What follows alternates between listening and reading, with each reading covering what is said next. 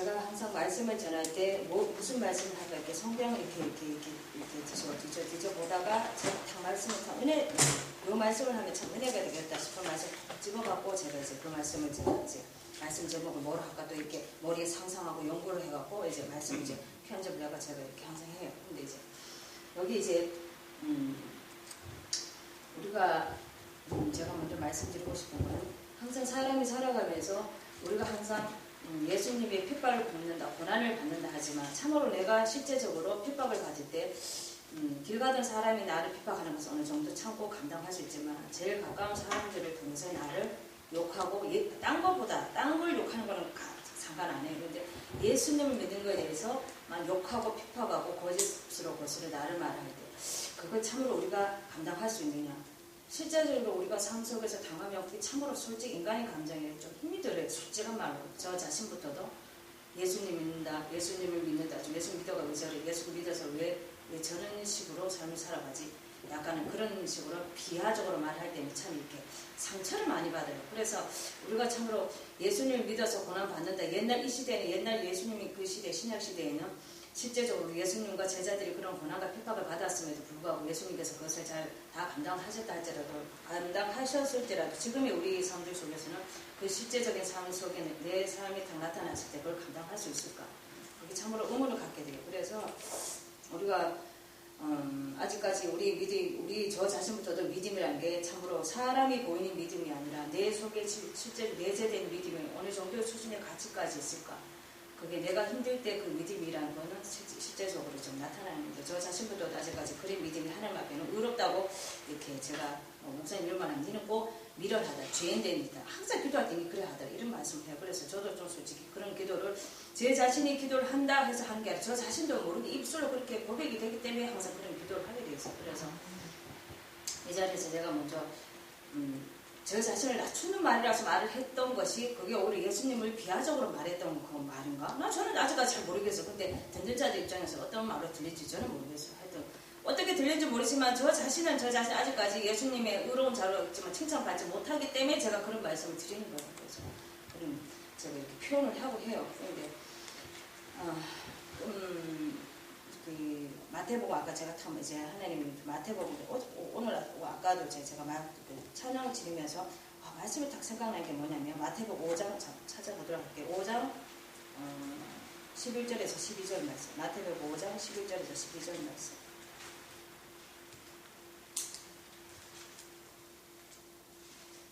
다 같이 공동하도록 할게요. 나로 말미암아 너희를 욕하고 박해하고 거짓으로 너희를 거스르며 모든 악한 말을 할 때는 너희에게 복이 있나니 기뻐하고 즐거워하라. 하늘에서 너희 상이 큽니다. 너희 전에 있던 선지자들도 이같이 박해하였느니라. 아멘. 그래서 실제적으로 우리 삶 속에서 우리를 욕하고 박해하고 거짓으로 우리를 해방하는 말을 할 때 그것을 우리가 솔직히 말로 그거 참고 인내한다는 게 참으로 힘들어요. 나는 그러지 않은데 상대방들이 막 거짓을 거스려 말을 뱉어볼 때마다 그걸 진짜 내 속 안에 내재되는 그것을 참으로 실제적으로 우리가 삶 속에서 우리가 잘못을 해서 이렇게 드러난 것은 실제적으로 내 잘못입니다 하지만 실제적으로 내 잘못이 아님에도 불구하고 여기서 말씀한 것처럼 예수님을 통해서 또 우리가 거짓을 거스려 모든 악한 말을 들을 때 우리 심령은 상처를 받을 수밖에 없는 것이 우리 인간의 연약함이에요. 그래서 그럴 때마다 우리 예수님께서 오늘도 말씀하신 것처럼 기뻐하고 즐거워하라. 하늘에서 너희 상이 크다. 세상에 주는 상급이 아니라 하늘에서 너희 상이 크다. 그래서 우리는 보이는 선물이 아니라 보이지 않는 천국 나라의 그런 상급을 바라보면서 나아가야 된다고 하지만 보이지 않기 때문에 약간 우리가 기뻐할 수는 없어. 솔직한 말로. 그런데 예수님께서 오늘 또 말씀 속에서 기뻐하고 즐거워하라. 하늘에 너희 상이 크다.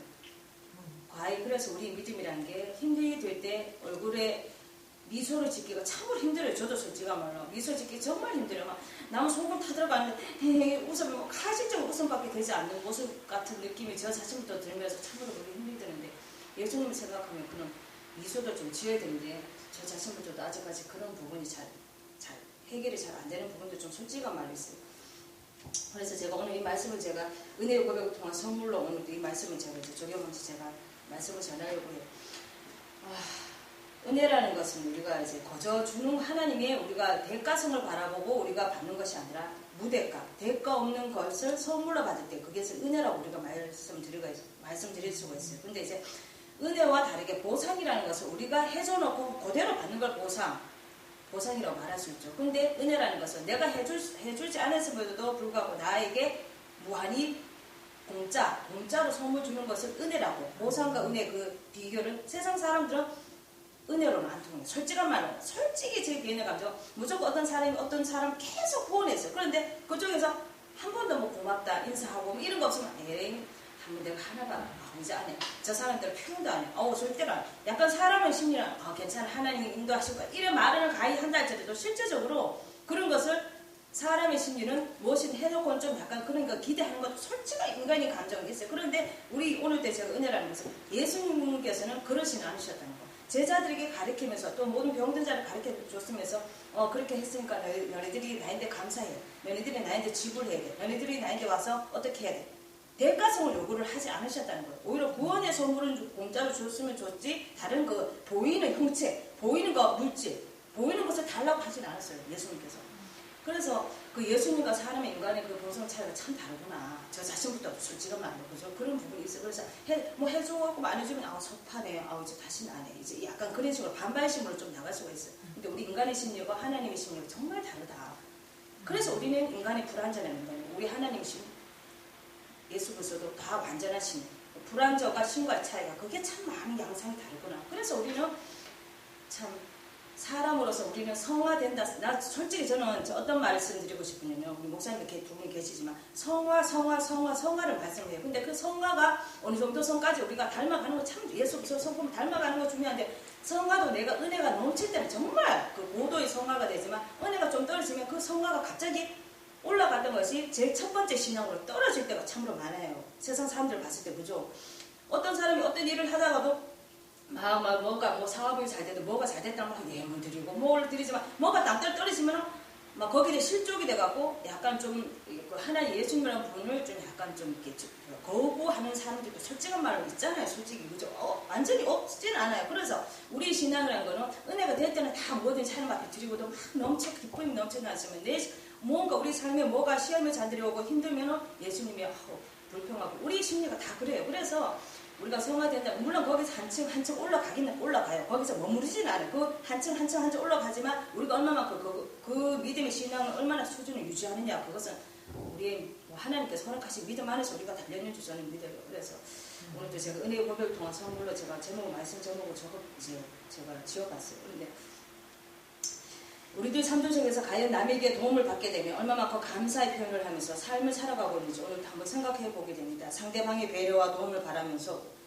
우리는 그 은혜를 가지고 상대방에게 말로든 자그마한 선물이든 또한 다시 한번 표현을 하게 될 것입니다. 때로는 받은 도움을 잊어버리고 지나가 버릴 때도 있을 것입니다. 서로의 깊은 애정과 사랑이 있을 때는 그 은혜를 또한 표현하기도 하는 것이 우리들의 모습들입니다. 우리의 영적인 부분 또한 구원을 주신 예수님께 얼마나 그 감사를 표현하며 삶을 살아가고 있는지요. 과연 구원이란 선물이 행위를 떠나 하나님의 한량없는 은혜를 우리들에게 각자에게 베푼 것이 아닐까 싶습니다.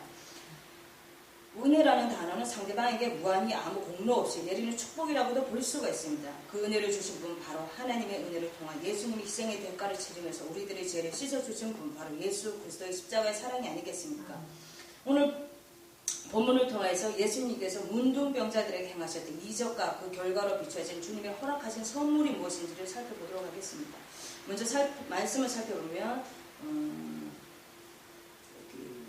요한복음 아까 제가 읽었던 누가복음 11절에서 16절 말씀 보면 잠깐만요. 11절에서 16절 말씀 11절에서 16절 말씀 16절 말씀 보면 여기서 보면은 사마리아인과 그때 당시에는 예수님 예루살렘에 있는 사람들은 사마리아 사람과 상종을 안 했어요. 왜냐하면 사마리아는 이방인 족속이었어요. 이방인 족속이었기 때문에 사마리아인들을 가히 그들과 함께 이렇게 지내기를 싫어했었어요. 그때 당시에는 유대인들은. 그래서 사마리아는 이방인들을 하나의 천한 사람으로 약간 좀 약간 멸시하고 천대하는 그런 경향이 있었어요. 근데 이제 그 시대 유대인들은 사마리아인과 상종을 하지 않았어요. 요한복음 4절에서 9절 찾아보도록 할게요. 요한복음 4절에서 9절 말씀. 요한복음 4장 9절. 요한복음 4장 9절 말씀. 요한복음 4장 9절 말씀. 다 같이 공독하도록 하겠습니다. 사마리아 여자가 이르되 당신은 유대인으로서 어째 사마리아 여자인 나에게 물을 달라 하나이까 하니 이는 유대인이 사마리아가 상종하지 아니함이로라. 아멘. 그래서 여기서 봐요. 사마리아인은 여자는 당신이 유대인은 어찌하여 나에게 물을 달라니까 상종을 하지 않았다. 약간 항상 이렇게 경계를 놓았던 것이 사마리아 이방인이었어요. 그렇지만 예수님께서 물을 달라 했던 거. 예수님께서는 이방인인 사마리아까지도 그렇게 관계를 가지기를 원하셨다는 사실. 그렇지만 예수님을 통해 이방인이었던 사마리아인과 차별을 없애주는 한 장면을 우리 이 모습 속에서 본문 말씀을 우리가 살펴볼 수가 있습니다. 지금도 우리 예수님은 이 땅에 오신 목적으로 살펴본다면 어느 족속 그 누구든지 구원의 선물을 베풀고자 오셨던 분이십니다. 사도행전 10장 찾아보도록 할게요. 사도행전 10장 44절에서 48절 말씀. 사도행전 10장 44절에서 48절 말씀. 한 절씩 교독하도록 할게요. 베드로가 이 말을 할 때 성령이 말씀 듣는 모든 사람에게 내려오시니. 사도행전 10장 44절에서 48절 말씀. 베드로와 함께 온 할례받은 신자들이 이방인들에게도 성령을 부어주심으로 말미암아 놀라니 이는 방언을 말하며 하나님의 높임을 들음이로라.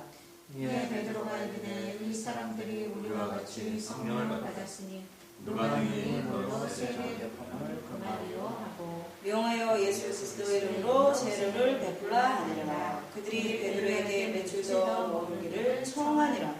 아멘. 이 말씀 속에서도 베드로가 누구에게 주셨어요? 고넬료. 이방인이었어. 고넬료. 이방인 고넬료에게도 정말 그 세례를 베푸신 걸 보고 놀랬잖아요. 그죠? 그래서 하나님께서는 진짜 이 베드로를 통해서도 예수님께서는 온 유대인들만 구원시키러 이 땅에 오신 분이 아니라 온 이방인들, 헬라인이든 유대인이든 어느 그 계파를 막론하고 온 차별이 없을 수 있는 우리 예수님께서 모든 영혼들을 구원하시기 위해서 만민의 구원자가 되시기 위해서 이 땅에 오셨다는 사실, 우리가 이 말씀 통해서 우리가 알 수가 있어요. 그래서 만약 이스라엘의 택한 백성만 위한 민족이었다면 구약시대부터 아브라함을 통하여 유대 민족만 구원을 주셨을 것입니다. 하지만 우리 하나님은 자비롭고 인애가 크시기에 우리 모든 민족을 구원하셨습니다. 인종차별하시면서 예수님의 십자가를 지셨다면 그 사랑, 은혜의 사랑의 헌신보다는 차별적인 희생이며 대가성을 요하는 희생이었을 것입니다. 그러므로 온 인류의 희생자가 되어주셨기에 우리의 대속의 제물이 되어주었다는 것입니다. 골로새서 3장 5절에서 11절 말씀 찾아보도록 할게요. 골로새서 3장 5절에서 11절 말씀. 골로새서 3장 5절에서 11절 말씀. 한 절씩 교독하도록 하겠습니다. 그러므로 땅에 있는 지체를 죽여라. 곧 음란과 부정과 사욕과 악한 정욕과 탐심이니 탐심은 우상 숭배니라. 이것들로 말미암아 하나님의 진노가 임하니라.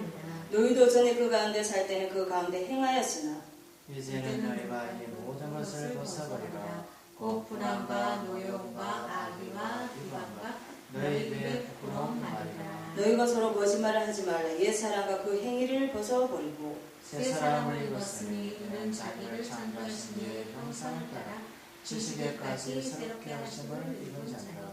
거기에는 헬라인이나 유대인이나 할레피나 무할레파나 야만이나 수구디아인이나 종이나 자유인이 차별이 있을 수 없느니 오직 그리스도는 만유시요 만유 안에 계시니라. 아멘. 어느 파든지 차별이 없다고 그랬어요. 어느 파든지. 그래서 예수님께서 이 땅에 오신 목적은 정말 이스라엘 백성만 구원시키러 오시는 것이 아니라 온 모든 민족들을 구원시키기 위해서 이 땅에 하나님 아들로 이 땅에 내려오셨다는 사실입니다. 그래서 그러므로 사람을 차별하며 사람은 지역 감정이 있게 되며 사람은 좌파 우파가 있다 할지라도 우리 하나님은 무한하신 사랑으로 우리들의 참된 은혜의 사랑을 모든 하나님의 자녀들에게 부어주셨다는 사실입니다. 미국에 있는 하나님이 다르며 다른 아시아에 있는 하나님이 다른 분이 아니시라는 사실입니다. 그럼에도 불구하고 우리들은 자신부터 내 하나님과 상대방의 하나님이 다르게 평가할 때도 있을 수 있다는 것입니다. 하지만 우리 하나님은 어느 족속 그 누구에게든지 다 공의로우신 하나님이시라는 사실입니다. 보아스의 처인 룻도 모압 여인이었다는 사실입니다. 그 후손이 예수님 이 땅에 태어나셨다는 사실입니다. 이스라엘 족속 계보 속에 룻도 기록되었다는 것은 바로 예수님도 이방인의 여인의 후손이라는 사실을 보여주는 것입니다. 그러므로 우리들 자신도 이방인과 같은 자녀였지만 하나님 은혜로 양자의 자녀로 택하심을 입었음에 감사함으로 하나님께 영광을 돌려드리시기를 바랍니다. 아멘. 둘째로 14절 말씀을 공독하도록 하겠습니다. 14절 말씀. 14절 말씀 다 같이 봉독하도록 하겠습니다. 오시고 이르시되 가서 제사장들에게 너희 몸을 보이라 하셨더니 그들이 가다가 깨끗함을 받은지라. 아멘. 그들이 가다 깨끗함을 받은지라. 예수님께서 그 자리에서 고치신 건 아니에요. 그들이 그냥 제사장에게 몸을 보이라. 그들이 가다가 깨끗하게 나음을 받았다. 그 말씀은 예수님께서 그들에게 기도하신 것도 아니고 칠함을 받았다고 하신 것도 아니었습니다. 그렇지만 14절 말씀을 살펴보면 제사장들에게 너희 몸을 보이라고 하시면서 저희가 가다가 깨끗함을 받았다고 말씀하셨습니다. 가다가 깨끗함을 받았다는 것은 그들이 예수님의 말씀에 순종하였다는 것입니다. 사무엘상 15장 22절 우리 다 같은 아시는 말씀이지만 순종이 제사보다 낫고 듣는 것이 수양의 기름보다 낫다. 다윗을 통해서 말씀해 주셨지 않았어요? 순종이 제사보다 듣는 것이 사무엘이 말씀하셨죠. 순종이 제사보다 낫다. 듣는 것이 수양의 기름보다 낫다. 그만큼 우리의 삶들 속에서 순종, 하나님께 순종보다 더 강한 메시지가 복종이에요. 복종. 하나님은 복종을 원하시는 거예요. 그래서 우리가 순종한다 하지만 내 개인적으로 이익이 있고 내 개인적인 뭐든 하고 싶은 것이 있으면 하나님의 말씀을 복종하기보다는 내 개인적인 것을 다 해결한 후에 하나님 뜻을 쫓아갈 때가 나 자신부터 우리 믿음의 신앙인들을 자신부터 얼마나 많겠어요. 솔직한 말로 하나님의 말씀에 법령을 하지만 내 것을 다 하면서도 우리 하나님 뜻에 뒤따라가는 우리 믿음의 연약한 부분이 다 있다는 사실이에요. 그래서 우리 하나님께서는 오로지 복종, 순종보다 더 강한 메시지인 복종을 원하신다는 사실. 그래서 순종이 그만큼이나 중요하다는 것을 알 수가 있습니다. 우리들의 삶을 살펴보자면 순종은 내가 상대방에 대한 믿음과 행동을 통하여 나타난 결과로 그들에게 깨끗함을 받았다는 것입니다. 누가복음 찾아보도록 하겠습니다. 누가복음 5장 1절에서 11절 말씀. 누가복음 5장 말씀이에요. 5장 1절에서 11절 말씀. 1절에서 11절 말씀. 한 절씩 교독하도록 하겠습니다. 무리가 몰려와서 하나님의 말씀을 들을새 예수님 게네사렛 호숫가에 서서 호숫가에 도착한 것을 보시니 어부들은 배에서 나와서 그물을 씻는지라. 예수께서 한 배에 오르시니 그 배는 시몬의 배라. 육지에서 조금 떼기를 청하시고 앉으사 배에서 무리를 가르치시더니 말씀을 마치시고 시몬에게 이르시되 깊은 데로 가서 그물을 내려 고기를 잡으라. 시몬이 대답하여 이르되 선생님 우리들이 밤이 새도록 수고하였을 때 잡은 것이 없지만 말씀 의지하여 내가 그물을 내리리이다 하고 그렇게 하니 고기를 잡은 것이 심히 많아 그물이 찢어지는지라. 이에 다른 배에 있는 동무들에게 손짓하여 와서 도와달라 하니 그들이 와서 두 배의 체업에 잠기게 되었더라.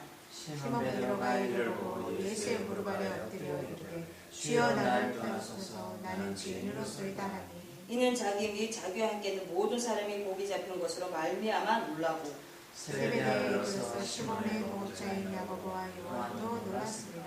예수께서 시몬에게 이르시되 무서워하지 말라. 이제부터는 내가 사람을 취하리라 하시니 그들이 배들을 육지에 대고 모든 것을 버려두고 예수를 따르니라. 아멘. 이 말씀 얼마나 은혜가 되는지 몰라요. 이제부터 내가 사람을 낳는 것을 취하리라. 사람을 낳는 어부가 되리라. 내가 사람을 취하리라. 이 말씀을 한 것을 예수님께서 말씀하셨다는 것을 베드로의 어떤 말씀? 순종했을 때 이게 나타난 표징이에요. 순종했을 때. 예수님께서 그 게네사렛 호숫가에서 이 베드로가 그 그물을 내려라 했을 때 여기는 물고기가 있을까? 솔직히 의심하는 마음도 솔직히 내 개인적으로 우리 예수님 뭐 해라 그랬을 때 뭐 설마 될까? 뭐 설마 될게 약간 좀 그런 부분이 있을 것 같아. 그런데 이 베드로는 그 그물을 내려라 했을 때 나는 할 수 없지만 예수님의 말씀 의지하 내가 그물을 내리라 했을 때 그 고기에 그물이 찢어졌다 했었어요. 그것은 예수님의 말씀 예수님 하라 하니까 나는 순종해야지 복종해서 했더니 그대로 그물에 고기가 찢어진 정도까지 열려졌다는 거예요. 그랬을 때 예수님께서 뭐라 하시냐, 내가 사람을 취하리라. 내가 사람 낳는 어부가 되리라. 이 말씀을 해주셨다는 거예요. 예수님께서 베드로를 통하여서 가만히 있을 때 이런 말씀을 했으냐? 아니, 결코 아니에요. 순종했을 때 그 결과로서 사람을 낳는 어부가 되게 하리라. 그래서 오순절날 베드로를 통해서 성령께서 역사하신 놀라운 역사 일어나잖아요. 3,000명, 5,000명, 놀라운 솔로몬 행각에서 5,000명, 놀라운 기적의 역사를 나타내 보이시잖아요. 그것이 순종했기 때문에 베드로에게 그런 이적과 표적, 기적의 역사를 나타내셨던 거예요. 순종하지 않는 자에게 예수님께서는 말씀하지 않으세요. 오로지 단순하게 보여도 오로지 예수님 말씀에 순종하는 자에게 또 미련하고 비천하게 보이고 단순하게 보인다 할지라도 예수님 말씀에 순종하는 자를 하나님이 들어 사용하신다는 사실이에요. 남이 볼 때는 손가락질 할 수 있어요. 남이 볼 때는 저렇게 모르는 게 아니에요. 모르는 게 아니라 그냥 순종할 뿐이에요. 순종했을 때 그런 하나님께서 은혜로 그 영혼을 사도를 통해서 죽어가는 영혼들을 구원시키는 방주 역할을 감당해 나가시는 그런 소명을 주신다는 사실입니다. 네. 베드로는 게네사렛 아래 호숫가에서 물고기 잡으려고 그물을 던졌을 때 예수님의 말씀을 의지했다고 합니다. 말씀을 의지했다는 것은 바로 순종했다는 결과입니다. 순종하실 때 그 결과 물고기가 넘쳐 그물이 찢어졌다고 하지 않았습니까? 이 말씀처럼 예수님이 우리들에게 지금도 행하라고 하신 것이 있다면 순종하는 믿음의 자세를 보이시기를 원하십니다. 우리들의 신앙이 성숙된 자세는 하나님께서 우리가 얼마만큼 순종하며 나아가냐에 따라 우리들의 믿음이 나타나는 것입니다. 아브라함도 믿음의 조상이 된 것은 어떻게 했어요? 자기 아들 이삭을 모리아산에 바쳐라 했을 때, 전번에도 제가 말씀 한번 드렸었지만, 바쳤을 때 그 순종을 통해서 하늘의 별과 같이 땅의 모래가 내가 번성하게 해주리라. 그리고 아브라함을 아브라함으로 믿음의 조상이 되게 하신 거예요. 지금도 아브라함이라면 믿음의 조상이다. 아브라함 같은 사람은 없지. 우리가 이렇게 말씀할 수가 있잖아요. 자기 아들까지 어떻게 바쳐라 하면 바칠 수 있을까? 우리는 진짜 실질적으로 내 자식을 바치라면 나 자신부터도 우리 예린이 예생이 바쳐. 요즘 무슨 종교죠. 거기서는 자기가 자식도 바치라면 바친다 하지 못 넘겨나 이제 무슨 이슬람교인지 몰라도 자기 자식도 바치라면 바치라 하자. 죽여본다 하잖아요. 이슬람교인지 몰라도. 그런 것처럼 우리 아브라함도 자기 아들을 바치라 했을 때 이삭을 그 백세 아들을 바쳤을 때 그 옆에 순양을 예수님께서 여호와 이레가 되셔서 순양을 예비해 주셨잖아요. 창세기 말씀에. 그 정도로 우리의 믿음을 때로는 하나님께서는 테스트하시고 시험하시고 우리의 믿음이 어느 정도인가를 바라보기를 원하셔요. 그리고 우리가 말씀드리고 싶은 거는 아담과 하와가 있었지만 왜 우리 같으면 하나님이 저거 선악과 나무 어제 누구 설교하셔서 그 말씀하셨나? 우리 정나무 목사님 설교하셨나? 왜 아브라함이 아니고 왜 아담과 하와에게 왜 그 선악과 나무를 왜 보이게 하셨어? 하나님이 왜 일부러 죄를 주기 위해서 저런 거 아니야? 저주하기 위해서 저런 거 아니야? 그렇게 말씀하실 수 있어요. 그렇지만 우리 하나님께서는 인간들의 믿음을 때로는 테스트하기 위해서 그런 과정을 주신다는 거예요. 시험을 하신다는 거예요. 그게 일부러 믿음을 떨어뜨리려고 한 것이 아니라 사람의 그 사람의 자유권을 씌워서 그 믿음이 어느 정도인지를 테스트하기 위해서 때로는 우리가 생각지 않은 그런 시험의 잔들이 우리 앞에 올 수가 있다는 거예요. 그렇지만 그것을 이겨나갈 때 하나님이 세상 사람이 주는 축복 아니에요. 정말 세상은 잠시이지만 하나님 주신 영적인 축복까지 하나님께서 우리에게 허락해 주신다는 사실이에요. 그게 얼마나 감사해요. 세상적 축복은 잠시이지만 우리 하나님 주신 영적인 축복은 영원 무궁하다는 거. 그건 정말 구분이 되죠. 그래서 그러므로 하나님 말씀에 믿음으로 순종함을 통하여 하나님 기뻐하는 삶이 되어지시기를 간구합니다. 세 번째로 18절 19절 말씀을 살펴보면 문둥병자 중 9명은 치료함을 받았지만 그에 대한 은혜의 감사는 드리지 못하고 한 명만이 그 은혜의 감사를 주님께 영광을 돌려드렸을 때 한 영혼을 통하여 구원의 선물까지 주셨다는 사실입니다. 보이는 육적인 축복은 하나님 지금도 온 인류를 통해 모두 주신다는 사실입니다. 맞지 않습니까? 보이는 축복은 우리 하나님은 참 공평하신 게 뭐냐면 비도 내리세요. 그죠? 엘리야가 내가 말이 없으면 이 수년대에 비가 오지 않을 것이라 했을 때 3년 비가 안 왔어요. 그랬을 때 말을 했을 때 이 비가 쏟아지기 시작. 아합의 왕이 놀랬잖아요. 한 번 말하고 2번 보이느냐 3번 보이느냐 그 정도 그랬잖아요. 그 7번째 말을 했을 때 구름같이 일어납니다. 그래서 비가 쏟아지기 시작했잖아요. 엘리야를 통해서 말씀해 주셨잖아요. 그 놀란 역사 7이 딱 7번째에서 그 7이라는 게 완전한 숫자라 우리 예수 하나님께서 좀 그걸 좀 이렇게 우리들에게 좀 가르쳐 주시는데 7일 금식 7일 하잖아요. 딱 7번째 말씀하실 때 비가 하늘에서 우러가 내리기 시작하고 아합 왕에게 내려가라고 엘리야가 말하고 그게 얼마나 이 선지자지만 하나님께서 그 선지자를 통해서도 역사하신다는 사실이에요. 그래서 이 엘리야를 통해서 역사했을 때 내 말이 있지 않으면 수년 동안 비가 오지 않다고 했었지만 그 믿는 엘리야에게는 하나님께서 까마귀를 통해서 먹는 것을 주시고 고기를 주시고 떡을 주시고 물을 주시고 그리시네가 숨고 있었을 때 로뎀나무에 앉아있을 때 하나님께서 비록 선지자라 할지라도 그 영혼을 보호하시고 또 그 이스라엘 백성들 아합 왕을 통해서 깨닫게 하셨다는 거예요. 그 이세벨의 그 여인의 정말 아세라성 그 모든 것을 다 패하기 위해서 그것을 깨닫게 하기 위해서 그 하나님 그 엘리야 선지자를 통해서 그 무지 영혼들을 지혜롭게 하시기 위해서 그렇게 역사하셨다는 사실이에요. 그래서 우리가 한 명의 의인이 있다는 거, 한 명의 하나님의 순종하는 자가 있고 없고 천차만별이에요. 정말이에요. 그거는 하나님께서는 많은 영혼들을 보시고서 은혜 베풀어 주신 것이라 한 영혼이 의인 한 영혼도 있다 할지라도 하나님 그 의인 한 영혼 통해서 그 믿음이 연약한 자들을 깨닫게 하시는 그런 하나님 놀란 역사를 또 펼쳐나가시는 분이 우리 하나님이세요. 하나님 물론 우리가 교회가 막 풍성해가 많은 열매를 맺는 것도 물론 중요한, 물론 기본적인 원칙이 우리가 많은 영혼을 구원시키기 위해서 우리를 또 세우셨다고 저는 믿습니다. 그렇지만은 한 영혼에다 참된 신실한 믿음을 통해서 또 믿지 않는 자들의 복음을 씨앗을 증거하기 위해서 그 영혼을 통해서 하나님 일하고 계신다는 사실이에요. 오늘도 이 한 명을 통해서 구원받은 것처럼 그 10명 중에 한 명, 9명은 비록 돌아갔다 할지라도 한 명이 하나님께 영광을 돌려드렸다. 그게 얼마나 하나님 앞에 감사하다는 표현을, 증표를 보이겠어요. 그랬을 때 예수님께서 어떻게 하셨어요? 구원까지 주셨다는 사실이에요. 구원. 감사하고 안 하고 천차만별이에요. 감사했을 때 구원이 선물이 있었지만 9명은 그냥, 그래서 제가 이게 하나님이 공평하다는 사실이 뭐냐면 9명은 다 은혜를 베풀어 주셨어요. 근데 그 9명은 그냥 돌아갔어요. 물론 육적인 병을 치료했지만 영적인 구원은 그들은 9명은 없었다는 사실. 그런데 한 명이 돌아서 감사했을 때 그에게는 구원의 선물을 하나님 주님께서 허락해 주셨다는 사실. 그래서 우리가 하나님, 예수님은 불공평한 하나님이 아니에요. 누구에게는 비를 주고 누구에게는 먹을 거 주고, 어느 집안에는 예수님 믿는 집안 맨날 복 주고 저 믿지 않는 건 맨날 저주만 내리고, 이런 하나님의 불공평한 하나님이 아니에요. 다 공평하게 주신 우리 하나님이지만 특별히 우리를 택하셔서 구원의 선물과 주셨다는 것을 우리에게 특별한 은혜를 우리를 통해서 보여주시는 증표예요. 그래서 보이는 육적인 축복은 하나님 지금도 온 인류를 통해 모두 주신다는 사실입니다. 온 자연 만물, 물질 모든 것을 믿는 자, 믿지 않는 자에게 다 주셨다는 사실입니다. 하지만 그 은혜를 모르고 지금도 살아가고 있는 자들은 구원의 선물이 없다는 사실입니다. 15절 말씀을 살펴보면 우리가 받은 은혜를 입술로 주님께 고백하는 것은 참으로 중요합니다. 15절 말씀, 아까 읽었던 15절 말씀, 누가복음 17장 15절 말씀 다 같이 동독하도록 할게요. 그 중에 한 사람은 자기가 낳은 것을 보고 큰 소리로 하나님께 영광을 돌리며 돌아왔다. 하나님께 영광을 돌리며 돌아왔다는 거예요. 그랬을 때 이 사람을 통해서 구원의 선물까지 주셨다는 사실이에요. 하나님께 영광을 돌려 하나님께 감사했다. 그래서 우리가 구원에서 우리가 다 같은 믿음의 영혼이라 할지, 믿음의 영혼이고 믿지 않는 자를 할지라도 우리는 특별히 하나님 은혜를 베푸셔서 보이지 않는 구원의 축복을 주신 것에 대해서 얼마나 우리가 하나님 앞에 감사하지 않을 수가 없겠죠. 그게 우리에게 나타나는 증표는 없다 할지라도 영적인 그 보이지 않는 그 축복, 우리의 고린도전서 13장 말씀에 뭐냐면 보이는 것은 잠깐이, 그 말씀 아니에요. 보이는 것은 잠깐, 보이지 않는 것은 영원합니다. 고린도전서 13장 말씀은 아니에요. 그래서 우리가 보이는 것을 바라보는 것 사는 것이 아니라 보이지 않는 것을 바라보기 위해서 우리는 오늘도 이 시대 이 땅에서 우리가 삶을 살아가고 있다는 거예요. 잠시 사는 것은 우리가 끝나지만 영원한 생명, 천국 나라에 생명이 있기 때문에 돌아보는 것은 잠깐이에요. 돌아보는 것은 잠깐이잖아요. 그죠? 그렇지만 영원한 앞에 우리의 비전 위에 세워지는 모든 그 영원한 천국 소망은 지금도 우리 삶들 속에서 전개되고 있다는 사실이에요.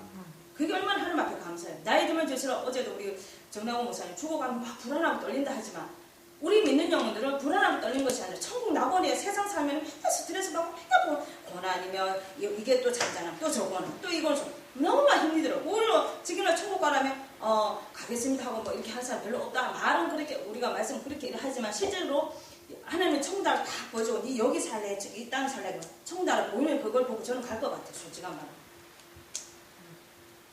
그래서 15절 말씀 살펴보면 우리가 받은 은혜를 입술로 주님께 고백하는 것이 참으로 중요합니다. 로마서 10장 9절에서 10절 말씀 저 찾아보도록 할게요. 로마서 10장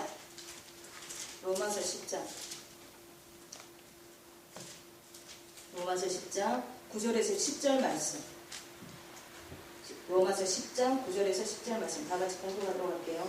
내가 만일 내 입으로 예수를 주로 시인하며 또 하나님께서 그를 죽은 자 가운데서 살린 것을 내 마음에 믿으며 구원을 받으리라. 사람이 마음으로 믿어 의에 이르고 입으로 시인하여 구원에 이르니라. 아멘. 그래서 우리가 입술로 시인하게 되면 그분을 또 믿게 되고 또 마음으로 믿어 의에 이르고 입으로 시인하여 구원을 받는다. 그래서 우리가 구원받았다는 것은 우리가 입술로 시인한다는 거. 아직까지 난 구원받는지 난 잘 모르겠어. 내 믿음을 통해서 아직까지 할지라도 우리 하나님께서 우리 행위를 통해서 구원해 주신 분이 맞아요? 아니에요. 행위를 보시고 구원해 주셨다면 천국 나라 갈 사람, 여기 지금 우리 있는 우리 목사님 두 분 계시고 또 사모님 계시지만 천국 나라 갈 사람 없어요. 다 지옥불을 가라 그래요. 정말이에요. 우리가 뭐 의롭다고 이렇게 남 보기 의로워 보이죠? 우리 내적인 부분은 죄악 투성이에요. 범은 죄악 투성이에요. 사람의 본성. 그럼에도 불구하고 하나님께서는 우리를 택하셔서 구원해 주셨다는 사실. 우리가 죄가 딴 게 아니에요. 미움, 시기, 질투, 그게 다 죄예요. 사람은 우리 사모님이 계시면 사람과 사람 사이에 얼마나 우리가 때로는 미움과 갈등과 분쟁을 일으켜요. 그것도 하나 죄고 또 저 사람이 안 봤으면 좋겠어. 저 사람 맨날 봐. 막 이 자체도 우리가 증오가 되고, 왠지 막 내하고 막 마음이 안 맞으면 교회 안에서도 어디에서도 좀 싫어. 약간 이런 것도 약간 하나의 죄예요. 하는 거 우리 예수님도 말씀하셨죠. 꼭 살인해야 죄냐? 아니다. 미워하는 것까지 너희들은 죄가 될 수가 있다. 찝어서 말하는 거예요. 꼭 살인해야, 보이는 살인해야, 아이고 저 사람 죄졌네. 형무소 가야 돼. 감옥소 가야 돼. 이래 말을 해요. 아니에요. 미워하는 것까지 그게 살인이 될 수 있다고 예수님께서 똑바르게 말씀하셨어요. 그래서 죄의 가치가 높낮이가 있다 뿐이지 죄는 똑같은 죄를 짓고 있다는 거예요. 그래서 우리는 그럼에도 불구하고 우리는 행위를 통해서 우리가 구원받은 것이 아니라 오직 하나님께서 우리를 택하셨기 때문에 예정하시고 택정하셔서 우리를 구원시켜 주셨다는 사실이에요. 그게 하나님의 은혜라는 거예요. 거저 주셨던 은혜. 내가 뭐 행위가 놀라서 구원 주셨다면 그냥 보상, 가치예요. 그렇게 볼 수밖에 없는 거예요. 은혜를 주셨으면 우리는 하나님 앞에 감사해야 된다는 사실이에요. 아멘. 우리 입술로는 하루에도 몇 번이나 죄를 짓고 살아갑니까? 남을 비방, 남을 모동, 남을 저주하는, 남을 위하는 것을 얼마나 흔하게 이야기하며 삶을 살아갑니까? 요 말씀 한번 찾아보도록 할게요. 야고보서 말씀 3장, 야고보서 3장 말씀입니다. 야고보서, 히브리서 뒤에 야고보서 3장 5절에서 12절 말씀. 히브리서 3장 5절에서 12절 말씀. 한 절씩 교도하도록 하겠습니다. 이와 같이 포도 작은 지철에 대해 큰 것을 자랑하도다. 보라 얼마나 작은 불이 얼마나 많은 나무를 태우는가. 혀는 곧 불이요 불위의 세계라. 혀는 우리 지체 중에서 온몸을 더럽히고 삶의 수레바퀴를 불사르나니 그 자르는 것이 지옥불에 나누느니라.